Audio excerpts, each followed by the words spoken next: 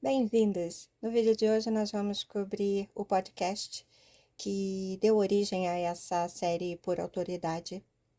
Achei oportuno apresentar a caminhada do Carmichael antes de nós mergulharmos em maior profundidade sobre a metodologia de cura que ele desenvolveu. Então vamos ao vídeo. Sabe uma coisa que eu fico pensando? E se aqueles problemas persistentes, físicos, mentais, emocionais, que a medicina tradicional olha e simplesmente não consegue resolver? E se eles tivessem, na verdade, uma raiz espiritual? Hoje a gente vai analisar a fundo uma entrevista com um cara chamado Billy Carmichael. E o perfil dele já é uma quebra de expectativa. Ele vem de uma longa linhagem de médicos, mas acabou descobrindo o que ele descreve como um processo bíblico para a cura, com uma taxa de sucesso declarada de 90%. 90%. E o que torna essa história fascinante é que ele não começou como um crente em curas milagrosas. Muito pelo contrário, sabe? A jornada dele partiu de um ceticismo profundo, quase profissional, o que meio que obriga a gente a prestar atenção. Certo, vamos começar a desempacotar isso. A história do Billy Carmichael começa assim no lugar mais improvável possível. Imagina só, 7 gerações de médicos na família. Nossa! A mentalidade dele foi toda moldada pela ciência, pelo método científico, né? Pelo que é observável e repetível.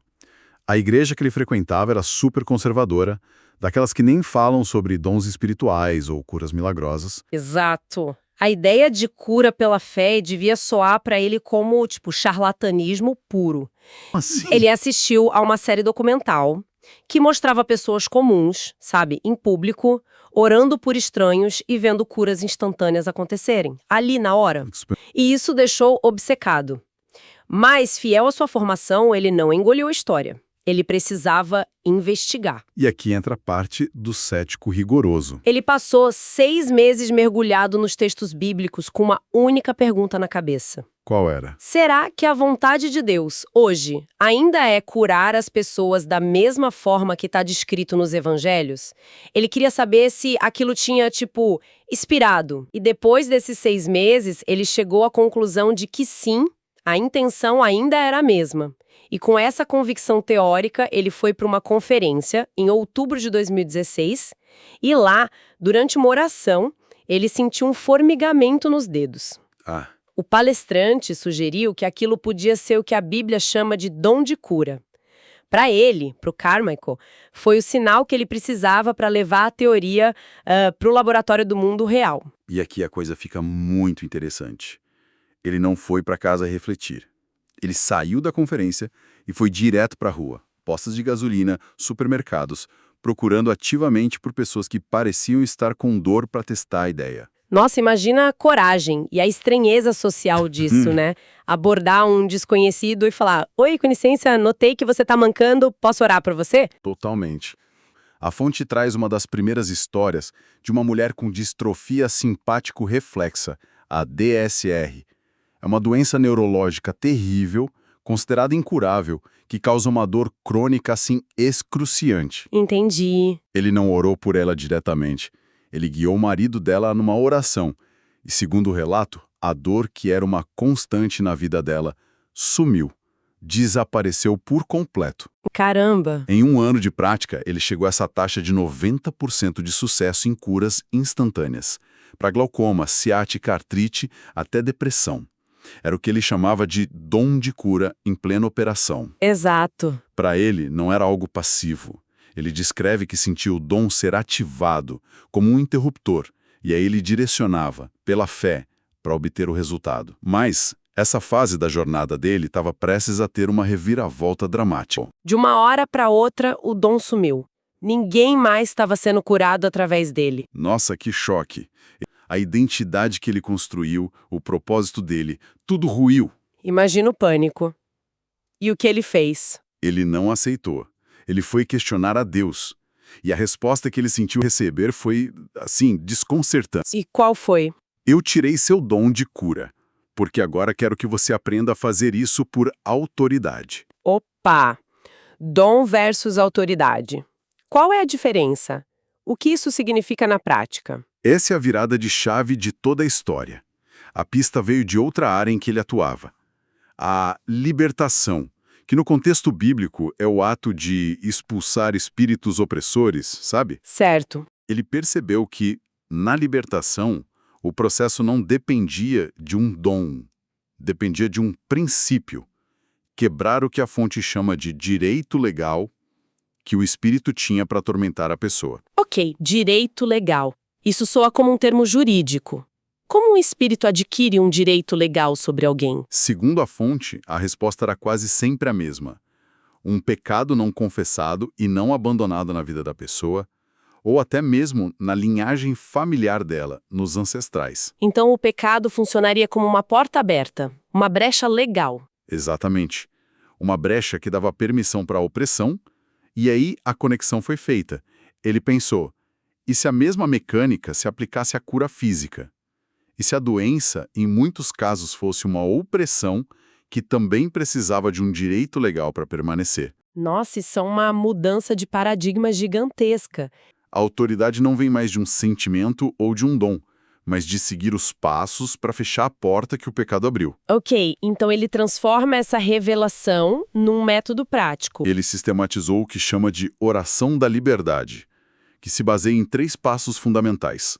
O primeiro é revelação. Revelação de quê? Em vez de focar nos sintomas, a pessoa pede a Deus para revelar a raiz espiritual do problema. Não é um autodiagnóstico. É um pedido por discernimento espiritual, sabe? A resposta pode vir como uma memória, uma palavra. E pode apontar para um pecado, uma pessoa a perdoar, ou até algo geracional, um padrão na família. Exato. Uma vez que essa raiz é identificada, vem o segundo passo. Que é? A renúncia. E este é um passo ativo. A pessoa se arrepende verbalmente do pecado revelado, perdoa quem precisa ser perdoado, renuncia a quaisquer acordos feitos com o mal. É aqui que ele também menciona quebrar laços de alma impuros. Certo. Laços de alma. Acho que vale a pena explicar rapidinho o que a fonte entende por isso. Boa. É a ideia de que uma conexão profunda, especialmente a união física, cria um vínculo espiritual que vai além do emocional. Esse vínculo, segundo essa perspectiva, pode transferir não apenas sentimentos, mas também fardos, opressões e influências espirituais de uma pessoa para outra. Então a renúncia seria o ato de cortar espiritualmente esses vínculos negativos. Em essência, esse passo revoga o direito legal que a enfermidade tinha. Exatamente. E depois de revogar esse direito, Vem o terceiro passo, o comando. Com o direito legal removido, a pessoa agora opera em autoridade. Usando o nome de Jesus, ela não pede, ela ordena que a enfermidade ou espírito opressor saia. A base legal para eles estarem ali foi removida. a fonte dá algum exemplo concreto de como isso funciona? Sim, um muito poderoso. O de um homem na Espanha que era completamente surdo de um ouvido há anos. No modelo antigo, do dom, Carmichael simplesmente oraria pela cura do ouvido. Certo. Mas no novo modelo, de autoridade, ele guiou o homem a perguntar a Deus qual era a raiz do problema. E o que veio à tona? Uma memória de 10 anos atrás.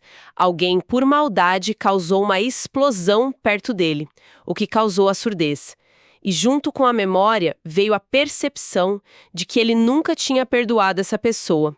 Ele carregava uma amargura profunda. Então a raiz não era a explosão em si, mas a falta de perdão ligada a ela. Exato.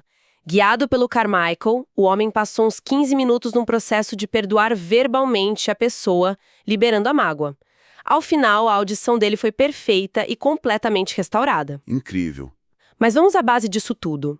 A ideia de que um pecado específico causa uma doença específica pode soar meio medieval para alguns. Qual a base bíblica que a fonte apresenta para sustentar essa conexão tão direta? A fonte aponta para várias passagens que traçam essa linha. Em Deuteronômio 28, por exemplo, tem uma lista das consequências da desobediência. E a passagem diz explicitamente que isso traria toda a sorte de doenças e enfermidades. A conexão é causal. E no Novo Testamento tem algo mais explícito? Sim, e bem direto. Em Tiago 5, verso 16, o texto diz: confessem os seus pecados uns aos outros e orem uns pelos outros para serem curados. A ordem é clara: primeiro a confissão, depois a oração pela cura. A cura está condicionada à confissão. Exato. E tem também a história que a fonte cita do próprio Jesus, talvez o exemplo mais direto de todos. Qual delas? Em João 5, Jesus cura um homem que era aleijado há 38 anos. Um tempo depois, Jesus o reencontra e o adverte com uma frase bem séria. Olhe, você está curado. Pare de pecar, para que não lhe aconteça algo pior. A explicação é cristalina. A condição anterior dele estava ligada a um padrão de pecado. Exatamente. Mas espera um pouco, isso levanta uma questão teológica central que parece uma contradição. A base da fé cristã é que na cruz, Jesus perdoou todos os pecados. Se isso é verdade, como um pecado não confessado ainda pode dar direito legal a uma doença? Como a fonte concilia isso? E a fonte oferece uma explicação com uma analogia jurídica. Pensa na cruz como um perdão presidencial que te salva da pena de morte, da condenação eterna. Sua salvação está garantida. Ok. No entanto, as consequências terrenas das suas ações ainda podem existir. O pecado não confessado é como deixar a porta da sua casa destrancada. O perdão presidencial impede que você seja despejado da casa, mas não impede que um ladrão, que a Bíblia chama de o acusador, entre pela porta que você deixou aberta e roube sua paz, sua saúde. Entendi. Então, o arrependimento específico e a renúncia são o ato de ir até aquela porta específica e trancá-la. É como aplicar o perdão da cruz a uma área específica da sua vida presente. Exatamente. Considerada a causa número 1 de tormento é a falta de perdão. Porque essa é tão importante. Porque a amargura, o ressentimento, são descritos como um veneno espiritual que a pessoa bebe esperando que o outro morra. A fonte enfatiza que muitas vezes isso está enraizado em feridas da infância, especialmente com os pais. E essa falta de perdão abre uma porta legal para todo tipo de problema. A conversa de hoje nos levou por uma perspectiva bem radical. A de que muitas das nossas batalhas mais teimosas podem não ter uma causa primariamente médica, mas sim espiritual. Com raízes em portas que foram deixadas abertas. Ele segue um padrão: revelação da raiz, arrependimento para fechar a porta e autoridade para expulsar o que não tem mais direito de ficar. E segundo a fonte, os resultados são impressionantes. E isso nos deixa com uma reflexão final. Algo para a gente pensar depois. Qual o problema crônico na vida de alguém? Algo que já resistiu a todas as outras tentativas de solução, poderia ser reexaminado sob essa ótica.